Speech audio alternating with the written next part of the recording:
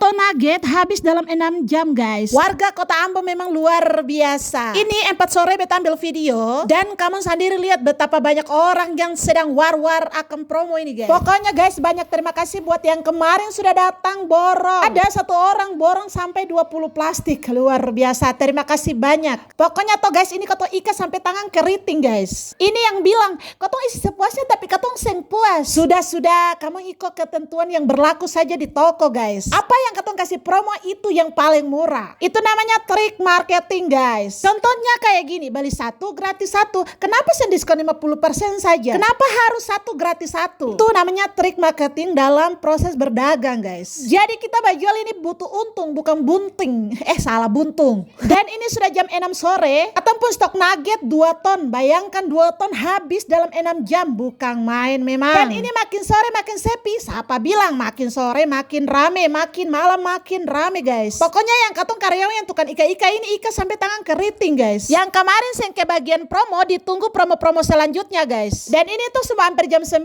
tapi masyarakat masih banyak, warga masih banyak. Yang datang dari belakang pasti dapat kentang saja toh ya. Sudah, nanti ikut promo selanjutnya saja. Oke, itu saja video dari beta. Jangan lupa follow dan like guys. Terima kasih. Jangan lupa tinggal ke komentar lah, oke? Bye.